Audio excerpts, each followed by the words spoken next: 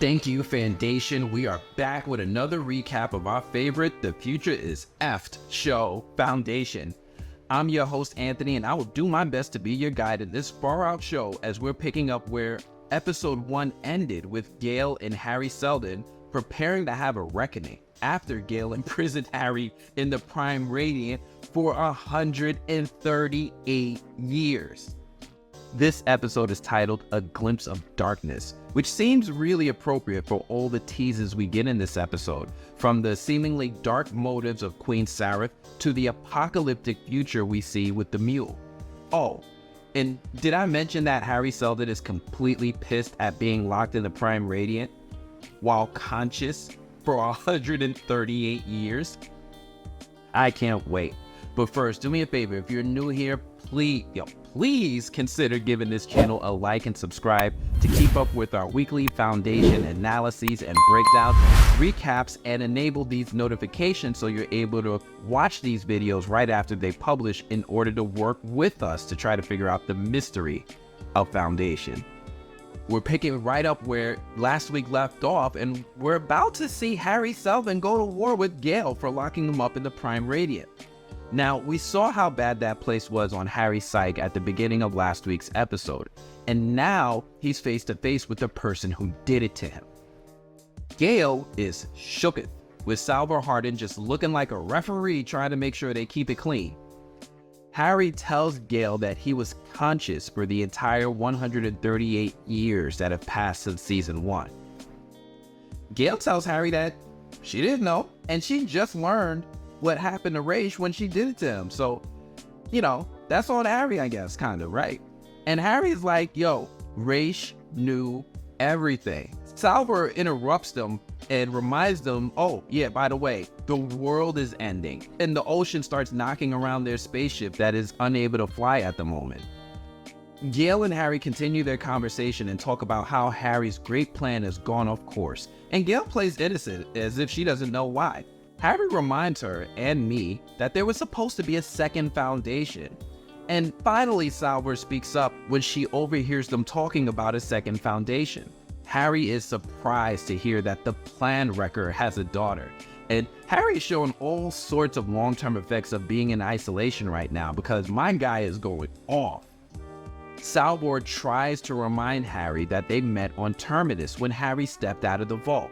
And something interesting happens in this moment when Hari kind of matrix glitches right here, because for a hot second, it seemed like Hari remembered being on Terminus by saying, yes, I was on Terminus. And then he quickly changes and says, no, that was the other one. And then he talks about how the two Haris don't know each other's minds. Now, this moment stood out a bit for me, and I can't help but wonder why this Hari thought he remembered being on Terminus for a while. Do you think that he could remember, or is he just suffering long-term effects of being in isolation for such a long period of time? Who knows?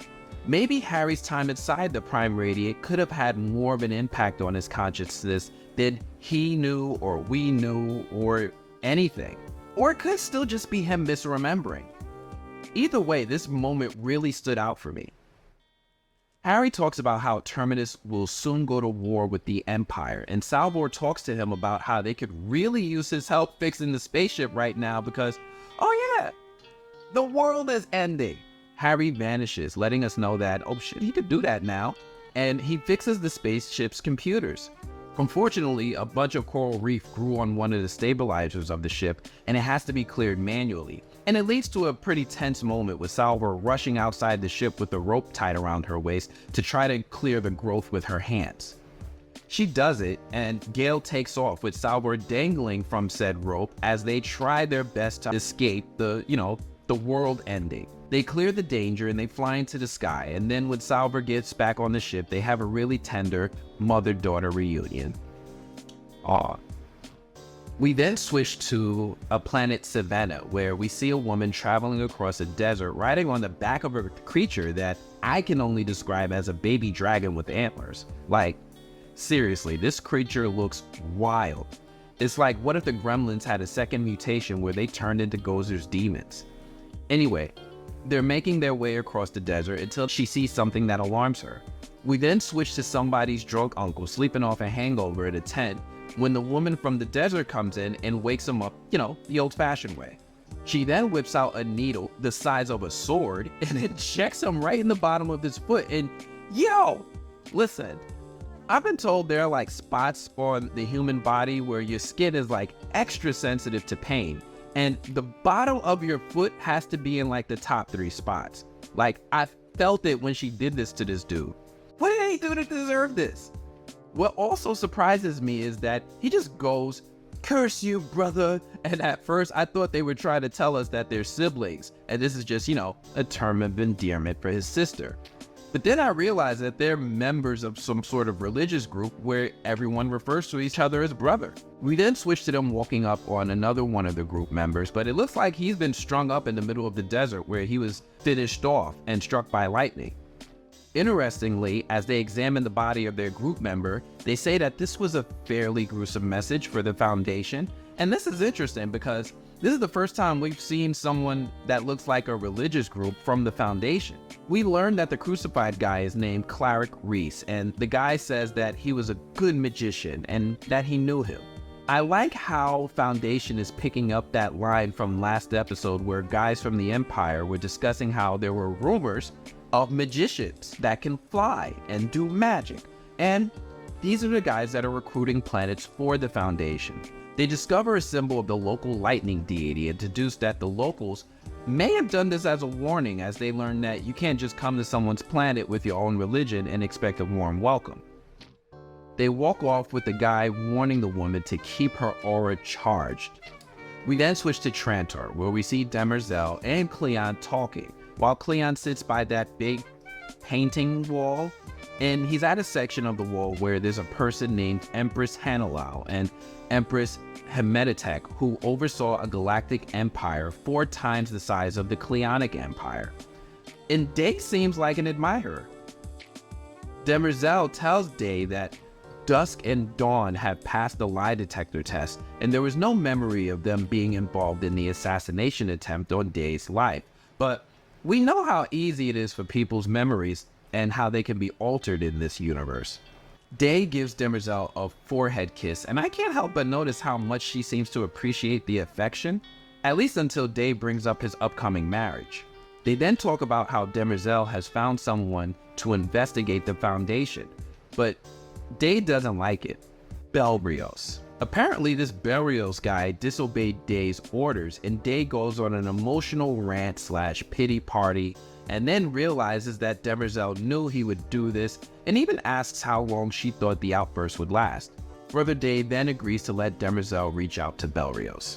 We then switch to the Empire, all 3 of them, eating dinner, and we find out that they're rehearsing how to appear as one person, and that Day's DNA was off by 3 centimorgans as they're debating whether to utilize Belrios to investigate the FANdation. Brother Day gets increasingly frustrated at the conversation, and he actually storms off, letting everyone know that this is motivation for him to get married, so he doesn't have to do these rehearsals with Dusk and Dawn anymore, and they don't have to worry about the lineage of the Cleonic Empire. And wow, this whole scene is quick, but so dang cool to watch. It's a well-acted scene, but also informative as we learn just how different each of the Cleons are from each other, and how close Day is to ending the Cleonic Empire as we know it. We then switch back to Gaal and Salvor in space, and they're talking about how Gaal prevented Hari from starting the second FANdation.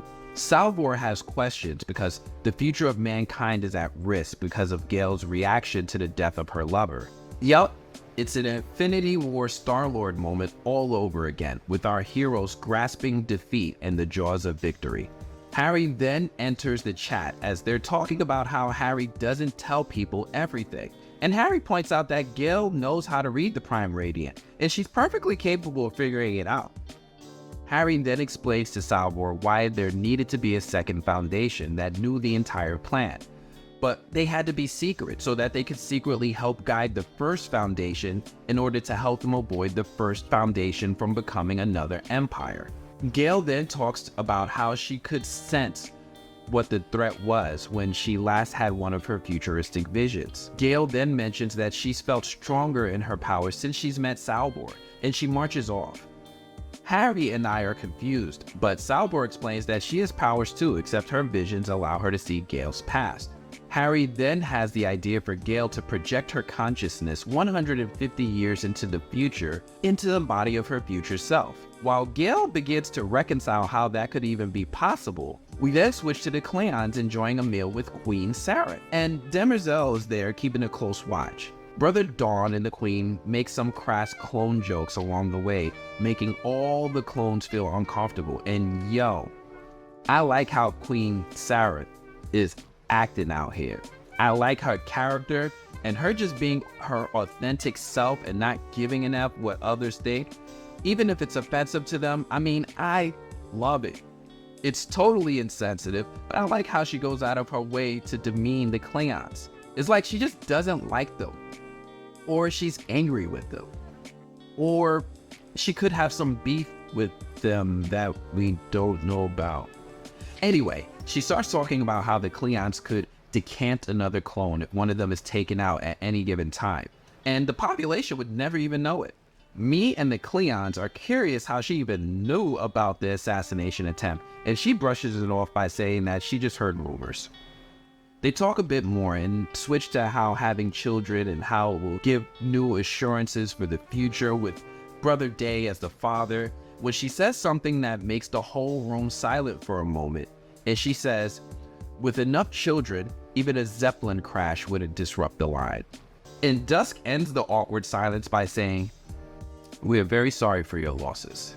She then talks about how her siblings were trained to lead and how she wasn't, letting me know for sure that she sure as hell has motive to have beef with the Cleons. Now, she is Dominion. Brother Day tells her that he will support her, and she switches to low-key shade by switching her conversation to Brother Dawn and pointing out how her marriage to Day will cost him a kingdom. She keeps pushing it and even goes as far as to kind of sort of caress his hand a little and talks about how his very reason for existence would be erased. Now, this is beyond sus, and I have a theory here that she's doing this on purpose. I think that she's trying to further the wedge between the brothers, and she has a different goal in mind. She brought up how they can always decant another Cleon. I think Sareth is playing at a longer game, and it feels like revenge is on her mind about this Zeppelin crash. Hold on to this because, yeah.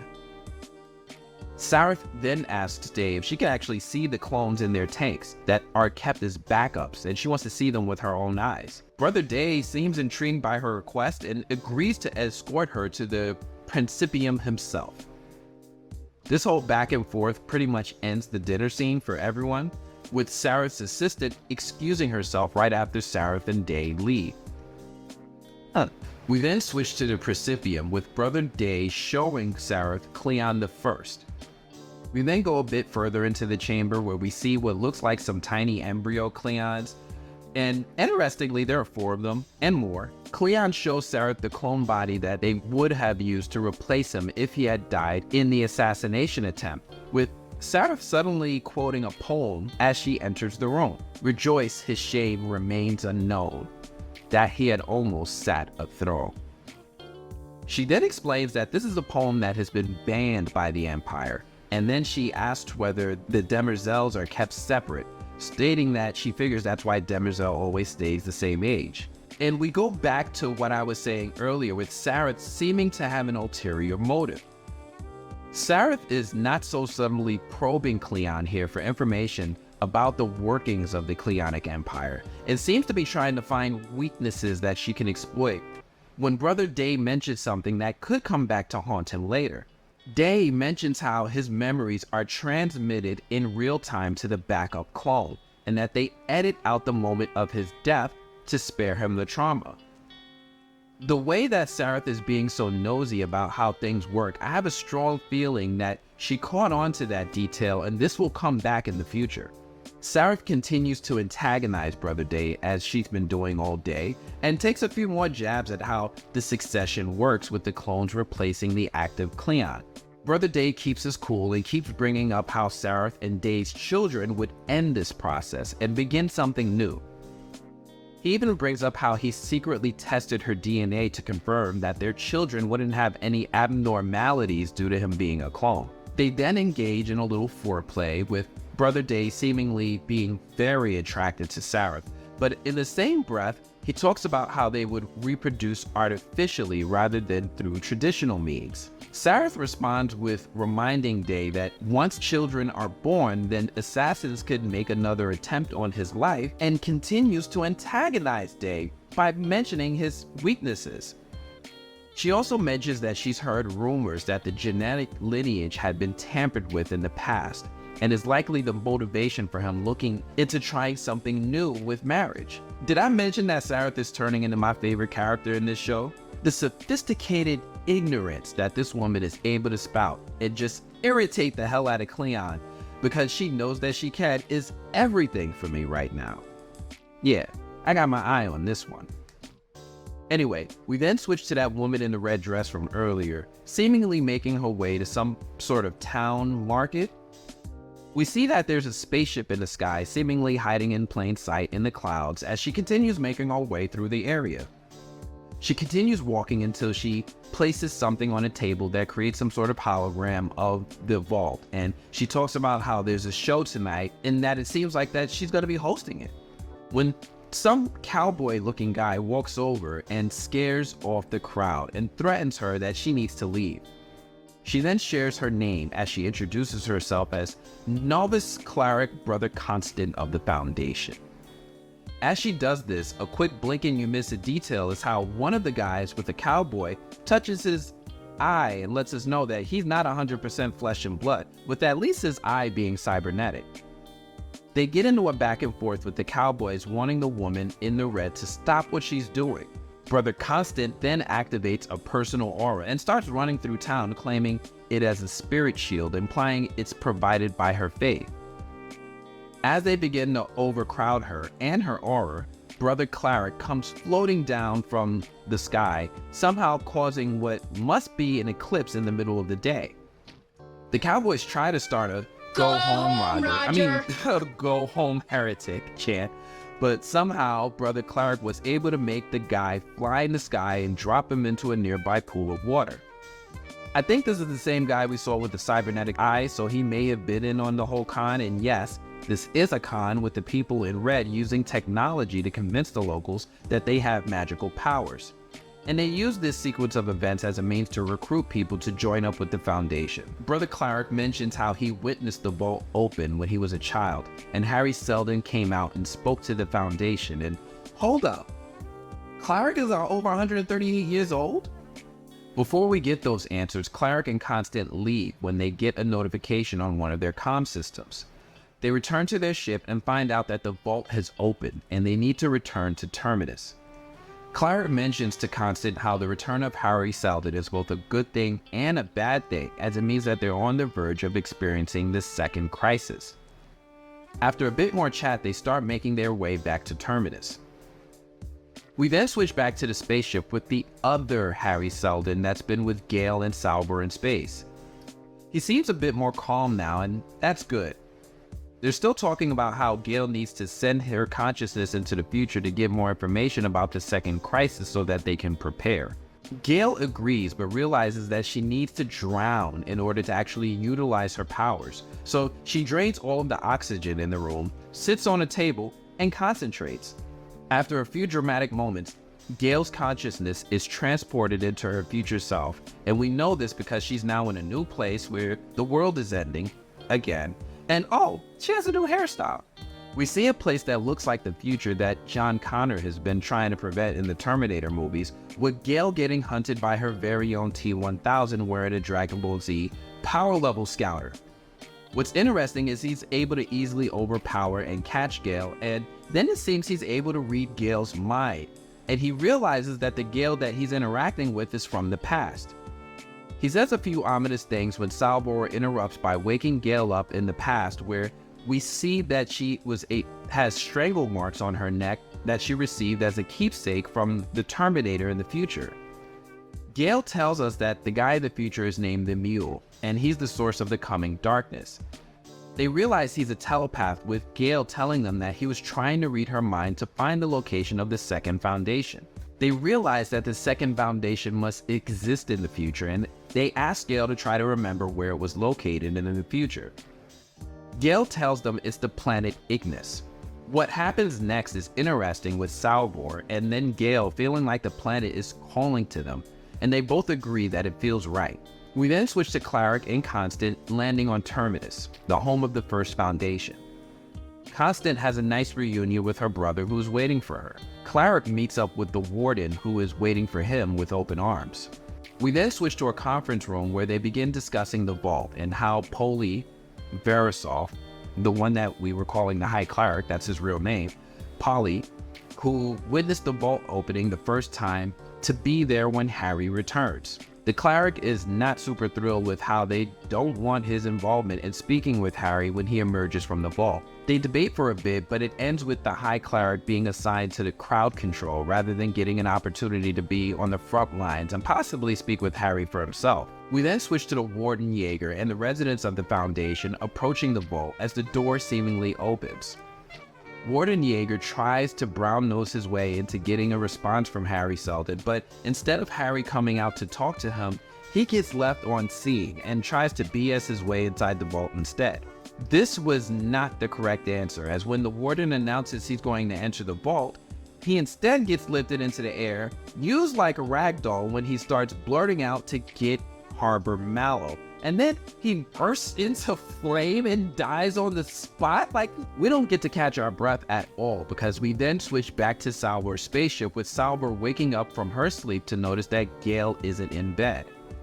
She eventually finds Gaal sitting on the bridge of the ship, where she tells Salvor that she didn't tell Salvor and Harry the whole story earlier when she had her vision of the future. As she begins retelling the story, she admits to Salvor that she saw Salvor also in the future, lying next to Gaal, but she had been taken out, freaking Gaal all the way out that her daughter is no longer alive. End credits.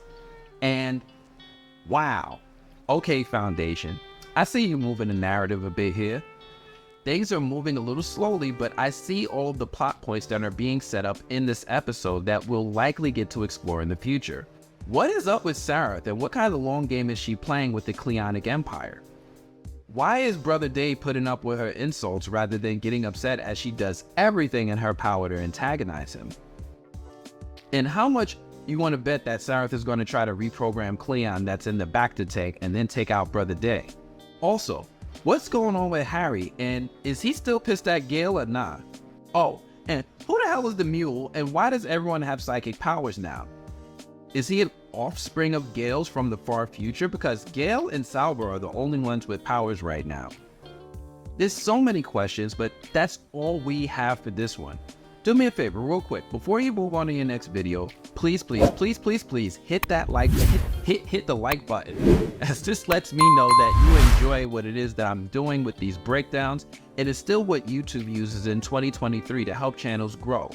I need to thank all of you who have subscribed too, because I've noticed the numbers improving. If you're not already, then please also consider subscribing and joining our FANdation. Become one of our peoples. This way you can join us every week right after the episode airs, and we can break down each episode together. Otherwise, I'm gonna have to check you all later. Peace.